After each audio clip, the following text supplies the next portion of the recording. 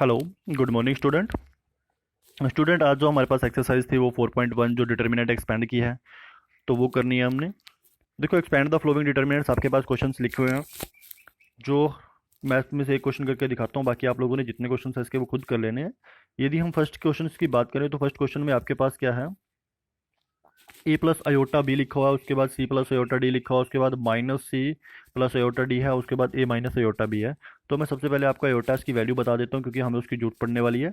जब हम अयोटास की वैल्यू लेते हैं, जैसे अयोटा हमारे पास लिखा हुआ है, तो आपने अयोटास के लिए याद रखना है कि जो अयोटा स्क्वेयर होता है वो -1 होता है, अयोटा क्यूब माइनस अयोटा होता है, अयोटा लगाओ इसके ऊपर बिंदी आती है ऐसे, और अयोटा जो 4 होगा वो क्या होगी, 1 होगी।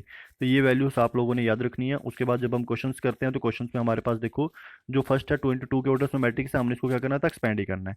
एक्सपेंड के लिए हम ना मैट्रिक्स को जब डिटर्मिनेंट को जब एक्सपेंड करते हैं तो एक ट्रायंगल्स का साइन बना देते हैं, जैसे जो हमारे पास जो ट्रायंगल्स होती है ना, तो वैसे एक साइन बनाते हैं जब उसको एक्सपेंड कर रहे होते हैं। अब इसको एक्सपेंड करने का तरीका क्या था, 2 के ऑर्डर में मैट्रिक्स में हमने कल बताया था आपको कि हम पहले क्या करेंगे, डाउनवर्ड मल्टीप्लाई करेंगे।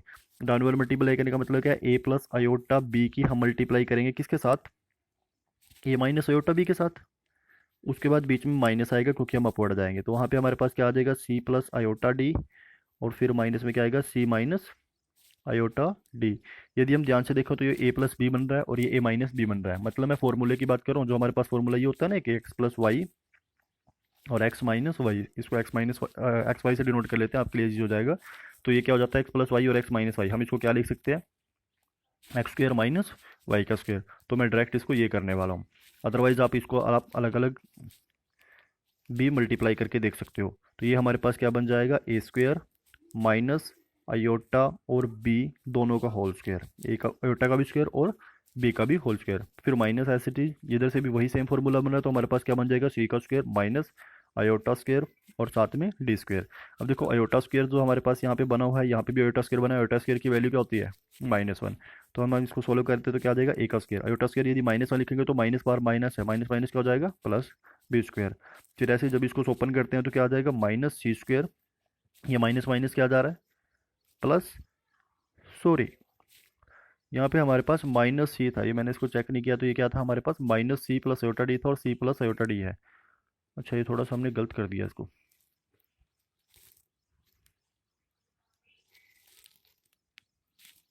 कोई बात नहीं स्टूडेंट्स, सिर्फ आपने करना क्या है, देखो हमारे पास जो फर्स्ट नंबर था वो सी प्लस अयोटा डी है। सी प्लस अयोटा डी होने के बाद यहाँ पे लिखा था minus C plus iota D, तो हम इसमें एक्स इसको मान लेते हैं, मतलब ये प्लस का हो जाएगा, ये माइनस का हो जाएगा, और कुछ नहीं करना आप लोगों ने। ये एक्स है हमारा, एक्स प्लस वाई हो जाता है, ये एक्स ये माइनस वाई हो जाता है, सेम वही रहेगा। तो ये इतना सा चेंज होगा, अदरवाइज कुछ नहीं। उसके बाद जब हम इसको यहाँ पे करेंगे माइनस माइनस क्या आ जाएगा, प्लस सी का स्क्वायर। अब यहाँ पे देखो अयोटा स्क्वायर की वैल्यू क्या बनती है, -1, यानी कि यहाँ पे हमारे पास आ जाता है माइनस डी का स्क्वायर। जब अंदर से इसको ओपन करेंगे तो माइनस माइनस क्या हो जाएगा, प्लस, और साथ में क्या बन जाएगा, डी का स्क्वायर। तो ये हमारा आंसर आ जाता है।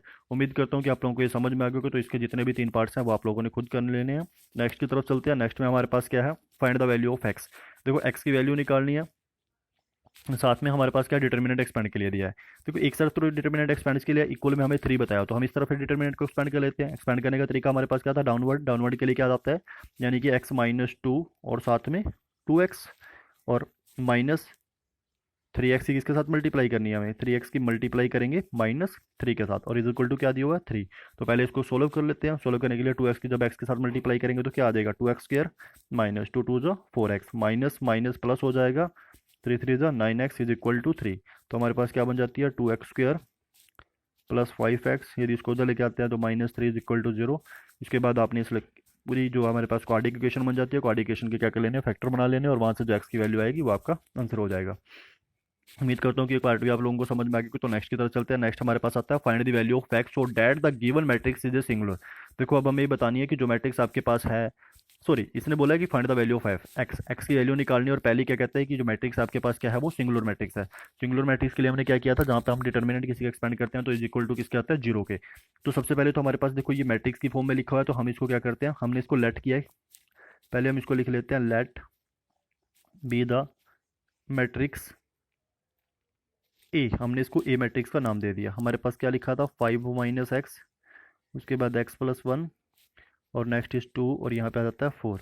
तो हमारे पास ये मैट्रिक्स है। सबसे पहले हम इसको डिटर्मिनेंट में चेंज करेंगे, ऐसे करके डिटर्मिनेंट में जब चेंज हो जाएगी तो हम इसको क्या लिख लेंगे, 5 - x, उसके बाद x प्लस 1 और ये 4 और यहाँ पे 2, तो ये डिटर्मिनेंट का साइन लिखेंगे। उसके बाद जब हम इस क्वेश्चन को सोल्व करेंगे तो हमारे पास अभी अभी क्या आया, यानी कि ये डिटर्मिनेंट बन जाता है। डिटर्मिनेंट में हमारे पास है 5 माइनस एक्स, एक्स प्लस 1, 2 और 4।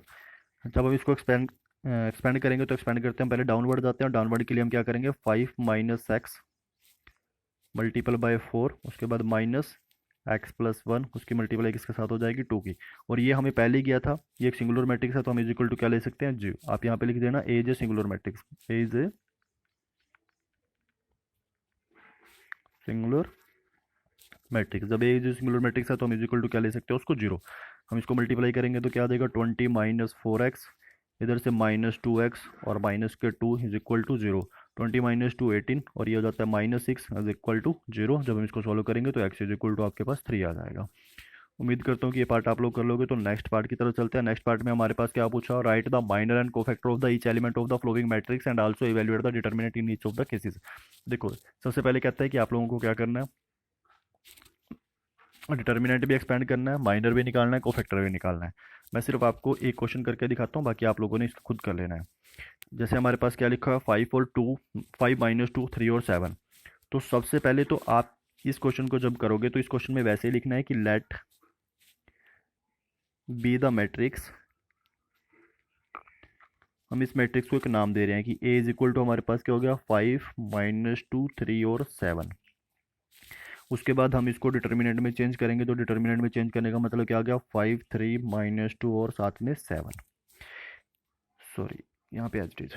अब ये मैट्रिक्स डिटर्मिनेंट में चेंज हो जाती है, तो नेक्स्ट जो स्टेप हमारा आएगा उसमें हम क्या करेंगे, पहले तो इसको एज इट इज लिख लेते हैं कि ए जो डिटर्मिनेंट में आया वो हमारे पास क्या आ जाता है, 5 माइनस 2, 3 और 7। अब देखो, अब हम आप इसमें क्या लिखेंगे कि एम, माइनर के लिए हमने बोला था ना, माइनर के लिए क्या लिखते हैं, एम आई जे लिखना है आपने। उसके बाद लिखोगे माइनर ऑफ ए आई जे। अब उसके बाद करना शुरू कर दो, जैसे हम पहले किसका करेंगे, M11 का। आपने यही सेम लिखना है, minor of A11 is equal to, minor में साइन तो आते नहीं है, देखो A11 का ले रहे हैं तो A11 में ये छोड़ देते हैं सारे का सारा, 5 की टर्म से लेके जा रहे हैं ना, A11 में ये छोड़ दिया और इस तरफ से ये छोड़ देते हैं, तो बचा क्या है, ओनली 7। ये लाइन छूट जाती है, ये छूट जाती है, तो यहाँ पे आ जाता है 7। उसके बाद फिर हम निकालेंगे M12 का। M12 के लिए भी सेम यही कंडीशन लिखेंगे, यहाँ आ जाएगा A12 और 12 में ये आता है ना आपके पास -2, -2 के लिए ये छोड़ देंगे और इधर से छोड़ देंगे, तो ये छोड़ने के बाद हमारे पास बचा क्या, ओनली 3, तो इसका क्या जाता है 3। फिर ऐसे ही हम निकालेंगे 13 का, मैं इधर लिख देता हूँ M13। M13 का निकालोगे तो आपके पास क्या होगा, यानी कि इस 3 के लिए निकालोगे तो हमारे पास सिर्फ -2 बच जाएगा, जिसका -2 आ जाएगा। उसके बाद फिर हम निकालेंगे M14 का, यहाँ पे देख लो ऊपर लिख देता हूँ। M14 का निकालोगे, आपने नीचे ही कर लेना है, M4 का निकालोगे तो हमारे पास ही क्या रहेगा, 7 का। जो 7 का निकालोगे तो हमारे पास सिर्फ ओनली क्या बचेगा, वो बचेगा 5। उम्मीद करता हूँ कि माइनर आप लोगों को समझ में आ गया होगा। कोई डाउट है, यदि है तो वीडियो को एक बार कंपोज करके देख लेना, वो अपने आप ही क्लियर हो जाएगा आपको। उसके बाद हम इसमें निकालेंगे कोफैक्टर। चलो मैं एक बार नए सिरे से इसको करके दिखा देता हूँ कि कोफैक्टर आप कैसे निकालोगे। कोफैक्टर भी आपने सेम वैसे ही निकालना है कि जब आपके पास एक ही डिटर्मिनेंट में जो मैट्रिक्स थी, आप उसको एक बार वैसे ही डिटर्मिनेंट में लिख लो, 5 -2, 3 और 7। जब आपके पास ये लिखा हुआ है तो अब आपने क्या करना है, फिर हम लिखेंगे ए आई जे। पहले तो हमने क्या लिखा था, एम आई जे, अब ए आई जे। ए आई जे इज इक्वल टू हम लिखेंगे कोफैक्टर्स ऑफ ए आई जे। फिर वैसे ही अलग अलग निकालने हैं, A11 का निकाल रहे हैं कोफैक्टर ऑफ, यहाँ पे लिखोगे A11। अब देखो बाहर साइन आता है, A11 1 1 लिखा हो ना, दोनों को ऐड करते हैं, 1 + 1 क्या बन जाता है, 2। और कौन सा नंबर है ये, इवन नंबर। इवन नंबर होने के लिए हम बाहर क्या लिखेंगे, निशान प्लस। उसके बाद यदि 5 का निकाल रहे हैं तो सिंबल तो वही आएगा, क्या था, 7। उसके बाद A12 का जो निकालेंगे तो A12 के लिए क्या होगा, फिर ऐसे ही क्या लिखोगे, कोफैक्टर ऑफ A12 के लिए निकालोगे तो यहाँ पे भी क्या आ जाता है आपके पास। अब निशान देखो बाहर क्या इसका रहता है, माइनस का। जब 12 के लिए कर रहे थे तो हमारे पास क्या आ रहा था, 3। उसके बाद फिर हम निकालेंगे A21 के लिए। जब A21 के लिए निकालेंगे तो यहाँ पे भी क्या लिखोगे, A21। यहाँ पे आपने कैपिटल A रखना है इधर, और यहाँ पे आपने स्मॉल रखना है, ये याद रखना है इस बात में। A21 जब आप लेते हो तो 21 क्या होगा, 3, तो आपके पास निशान क्या इसका आएगा, माइनस का, क्योंकि इवन ओड नंबर आ रहा है, 1 + 2 3 करके। उसके बाद हम जब 3 का निकालेंगे तो ये सारी की सारी लाइन छूट जाती है और इधर से ये छूट जाती है, तो हमारे पास बचता क्या है, ओनली -2। और -2 बचता है, निशान हमारे पास पहले ही माइनस का था, तो ये इसको हम क्या कर देते हैं, +2। उसके बाद फिर आप निकालोगे A22 के लिए, A22 के लिए निकालोगे तो यहाँ पे लिख देते हैं A22, और जब A22 का करोगे तो 2 और 2 4 हो जाते हैं, जिसके लिए निशान पहले ही किसका आ रहा है, प्लस का। उसके बाद जब निकालते हैं तो बाहर हमारे पास क्या बचेगा, 5। तो ये हमारा क्या हो जाता है, कोफैक्टर। उम्मीद करता हूँ कि आप लोगों को समझ में आ गया होगा। तो नेक्स्ट हमारे पास इसके बीच में एक डिटर्मिनेंट एक्सपेंड भी पूछा हुआ है कि also also evaluate the determinant in each cases. तो डिटर्मिनेंट तो आप इसके बीच में कर लोगे, पहले डाउनवर्ड जाओगे तो क्या लिखोगे, 5 माइनस 7, और इधर ट्रायंगल का निशान लगा देना जब आप इसको डिटर्मिनेंट एक्सपेंड करोगे। इसी ऊपर एक बार इसको पूरे को डिटर्मिनेंट में लिख के भी दिखा देना, इसी स्टेटमेंट को ऐसे डिटर्मिनेंट में, ठीक है। उसके बाद जब आप करोगे तो 5 मल्टीपल बाय क्या हो जाएगा, 7। उसके बाद हमने माइनस करना होता है, और माइनस में हम किसको करेंगे, 3 मल्टीपल बाय -2 एक्सपेंड करने के लिए। तो मल्टीप्लाई करके 35 और +6 यानी कि 41। और यदि हम इसको आगे शो करके दिखाते हैं तो नॉट इक्वल टू 0 रहा है, जो आपके पास क्या रहेगी, नॉन सिंगुलर मैट्रिक्स हो जाएगी। अब बात करते हैं इसके सेकंड पार्ट की, क्योंकि वो 3 into 3 के ऑर्डर्स में है, तो मैं आपको इसका एक हिस्सा एक बता देता हूँ पॉइंट करके कैसे करना है इसको। बाकी तो आप लोगों को समझ में आ गया होगा। सबसे पहले आपने इस मैट्रिक्स को किस में चेंज कर लेना है, डिटर्मिनेंट में। जैसे हमने इसको लेट ए किया और ए बांधने के बाद ये आ गया, वो सारा सारा काम वही था। फिर हम इसमें भी वैसे ही लिखेंगे कि MIJ is equal to minor of M11, sorry MIJ है, MIJ इसको ऐसे मान लेना। उसके बाद फिर हम M11 का जब निकालेंगे तो माइनर ऑफ क्या आएगा, A11। उसके बाद देखो सिंबल तो आते नहीं हमारे पास, जब हमने A11 लिया तो हमारे पास क्या होगा, यहाँ से कुछ जो आपके पास वन एलिमेंट जिसमें बिलोंग करता है, A11 में हमारे पास 1 लिखा हुआ है, तो 1 जिसमें भी बिलोंग करता है, एक तो वो फर्स्ट रो में इधर से करता है और एक फर्स्ट कॉलम में इधर से करता है, तो उनको छोड़ दे, बाकी जो बचा है वो लिखना है आपने। डिटर्मिनेंट में हमारे पास यदि हम बात करते हैं तो बचा क्या है, 5 -1 1 और 2, तो हम क्या लिखेंगे, 5 -1 1 और 2। उसके बाद हमने इसको वैसे ही देखो, अब हमारे पास क्या होगा, ये ऐसे चलेगा जैसे हमने डिटर्मिनेंट में लिखा था, मतलब 22 के ऑर्डर में बनेगा। तो फिर हम इसको दोबारा से एक्सपेंड करेंगे। एक्सपेंड कैसे, जैसे डिटर्मिनेंट में करते थे, downward minus upward, 5 to the 10 हो जाएगा, और जब इधर से करेंगे तो -1 आएगा, और फॉर्मूले में भी माइनस होता है तो प्लस का 1 हो जाएगा, यानी कि आंसर क्या बनेगा, 11। फिर उसके बाद जब हम निकालेंगे तो M12 का, तो यहाँ पे A12 आ जाता है। अब बाहर निशान तो रखने नहीं है, तो इसको एज इट इज छोड़ दो, और जब 1 2 लेते हैं तो 1 2 में क्या होगा, जैसे आपके पास 0 लिखा हुआ है, 0 में हम बीच वाली टर्म, ये वाली टर्म, और जो इस साइड की टर्म है, ये टर्म सारी छोड़ देंगे। ये छोड़ने के बाद हमारे पास बचता क्या है, 3 -1 0 और 2। तो हमारे पास आ जाता है 3 -1 0 और 2। फिर इसको एक्सपेंड कर लो, तो हमारे पास जब एक्सपेंड करते हैं तो क्या हो जाएगा, देखो 3 2 जा 6 हो जाएगा, और जब अपवर्ड जाएंगे तो माइनस होता है, वैसे भी 0 हो रखा है, तो क्या बन जाएगा, 6। तो उम्मीद करता हूँ कि M11 M12 मैंने निकाल के दिखा दिया। उसके बाद आपने जितने भी एलिमेंट बचे हैं उन सभी का माइनर निकालना है, जैसे कि आप किस किस का निकालोगे, M13 का निकलेगा, M21 का, 22 का, M23 का, M31 का, M32 का और M33 का। उसके बाद जब आप माइनर निकालोगे तो कोफैक्टर की बात आती है। कोफैक्टर में भी आपने सेम एज चीज करना है, बस यहाँ पे निशान बाहर जो मैंने पहले बताया था वो आपने निशान लेके चलने हैं। जैसे 1 + 1 क्या है, 2 हो रहा है, इवन नंबर आ रहा है तो हम प्लस लिखेंगे, 1 + 2 आ जाएगा तो इसके साथ बाहर निशान माइनस का लगा देंगे, जब हम क्या करेंगे, कोफैक्टर निकालेंगे। यहाँ पे माइनर की बजाय कोफैक्टर का लेना, और इधर M की बजाय क्या हो जाएगा, A लिखा जाएगा। उम्मीद करता हूँ कि ये पार्ट आपको समझ में आ गया होगा। तो नेक्स्ट की तरफ चलते हैं। नेक्स्ट हमारे पास आ जाता है इवेल्युएट। ये डिटर्मिनेंट को एक्सपेंड करने के आपके पास इवेल्युएट है, मतलब आप उसको डिटर्मिनेंट को 3 into 3 में कैसे इवेल्युएट करते हो। मैंने वैसे तो पहले आपको एक एग्जांपल से बता भी दिया है, तो फिर भी हम इसमें फर्स्ट क्वेश्चन जो हमारे पास है वो कर देते हैं। देखो जो फर्स्ट क्वेश्चन में हमारे पास ये स्टेटमेंट है, जब हम इसको एक्सपेंड करेंगे तो क्या करेंगे, सबसे पहले तो ट्रायंगल्स का एक सिंबल ही है, इज इक्वल टू। मैंने कहा है आप उसको एक्सपेंड किसी से भी कर सकते हो, वो चाहे R1 से कर लो, R2 से कर लो, R3 से कर लो, C1 से कर लो, C2 से कर लो, C3 से कर लो। R1 क्या थी, रो फर्स्ट है, R2 रो सेकंड है, R3 रो थर्ड है। ऐसे ही C1 कॉलम फर्स्ट है, C2 कॉलम सेकंड है और C3 कॉलम थर्ड है।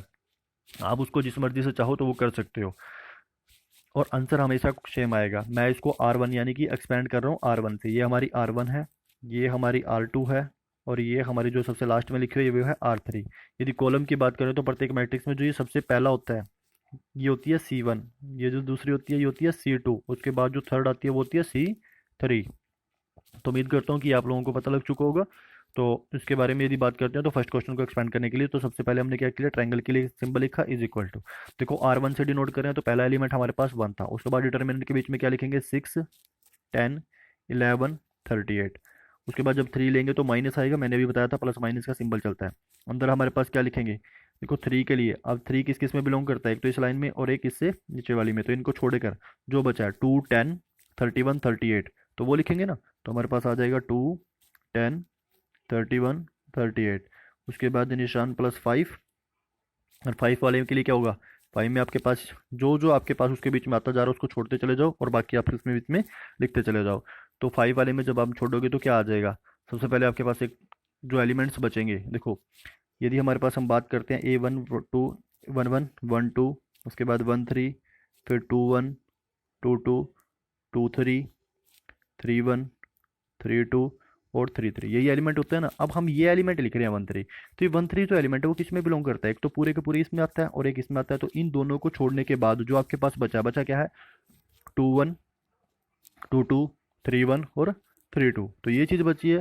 तो हम इसको क्या कर देते हैं, लिख लेंगे। तो यहाँ पे जो आपके पास एलिमेंट होंगे वो आपने एलिमेंट यहाँ लिख लेने हैं, और उसके बाद इसको क्या करना है, डाउनलोड माइनस सपोर्ट से करके इसको सॉल्व कर लेना। उम्मीद करता हूँ कि आप लोग कर लोगे तो सारा सारा पार्ट एज इट इज है आप हो जाएगा।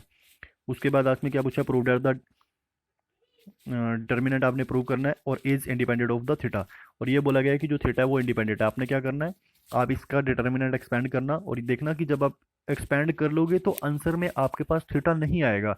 जब थीटा नहीं आएगा तो क्या होगा, वो इंडिपेंडेंट हो जाएगा। नेक्स्ट हमारे पास आता है find the value of x और with which determinant A vanishes where A is equal to 0। आपने एक्स की वैल्यू फाइंड आउट करनी है। तो याद रखना ये डी ई टी डिटर्मिनेंट ए है कि आपके क्या करना है, इसका डिटर्मिनेंट ए करना है। और वो क्या बोला, डिटर्मिनेंट ए वेंसिस है। वेंसिस का मतलब वही होता है सिंगुलर की जो केस होती थी, सिंगुलर में हमने क्या बताया था, ए इज इक्वल टू 0। आप क्या करना, ए डिटर्मिनेंट आपके पास है, पहले इसको डिटर्मिनेंट में चेंज कर लो, x+1 2 0 -1 x+4 0 0 और साथ में x। तो जब आप इसका डिटर्मिनेंट एक्सपेंड करोगे, यानी कि जब हम ट्रायंगल का साइन बना के इक्वल टू एक्सपेंड करते हैं, तो आपने इक्वल में क्या ले लेनी है, 0 ले लेनी है। और एक्सपेंड करना आप लोगों को आता ही है, तो वहाँ से आपके पास x की वैल्यू निकल जाएगी। उसके बाद हमारे पास आता है 28 क्वेश्चन। 28 क्वेश्चन में देखो ए मैट्रिक्स दी हुई है, साथ में हमारे पास क्या बोला हुआ है, 3a डिटर्मिनेंट और 27 डिटर्मिनेंट ए। जब कभी भी ऐसा क्वेश्चन आपके पास आ जाए तो इसको थोड़ा सा ध्यान से देखना। देखो हम सबसे पहले इसको शो डेट करना है कि दोनों इक्वल आते हैं या नहीं आते हैं। तो सबसे पहले हम इसमें लेते हैं लेफ्ट हैंड साइड। अब यदि ध्यान से देखो, लेफ्ट हैंड साइड में हमने किसका डिटर्मिनेंट निकालना है, 3a का डिटर्मिनेंट निकालना है, ए का नहीं 3a का। हमारे पास ये मैट्रिक्स है, तो सबसे पहले हमें 3a मैट्रिक्स लेंगे। 3a मैट्रिक्स लेने के लिए क्या होगा, 3 बाहर आ जाएगा और मैट्रिक्स लिखेंगे 1 0 1 0 1 2 0 0 4। 3 से अंदर मल्टीप्लाई करते हैं तो क्या हो जाएगा, 3 0 3 0 3 6 और 0 0 12। तो ये मैट्रिक्स है हमारे पास 3a। अब इसको डिटर्मिनेंट में चेंज करना है, तो आप इसके जो नीचे पेज होगा उस पर क्या लिखोगे, 3a डिटर्मिनेंट में, यानी कि सारी की सारी को डिटर्मिनेंट में चेंज कर दोगे तो क्या बन जाएगा, 3 0 3 0 3 6 0 0 12। तो ये आपके पास 3a डिटर्मिनेंट है, लेकिन अभी इसको एक्सपेंड भी करना है। एक्सपेंड कैसे, फिर वही आगे आप क्या करोगे, ट्रायंगल का सिंबल लोगे और इसको उस पूरे को एक्सप्लेन करोगे, तो वो हमारी लेफ्ट हैंड साइड क्लियर हो जाएगी। उसके बाद बात करते हैं हम राइट हैंड साइड के लिए। उम्मीद करता हूँ कि ये तो आप लोगों को समझ में आ गया होगा। तो उसके बाद हम जब अपनी राइट हैंड साइड लेंगे, तो राइट हैंड साइड में हमें क्या करना है, राइट हैंड साइड्स के बीच में देखो 27 और ए का डिटर्मिनेंट लिखा है। तो इसका मतलब क्या है, पहले आपको ए का डिटर्मिनेंट निकालना है। ए का डिटर्मिनेंट क्या है, 1 0 1 0 1 2 0 0 4।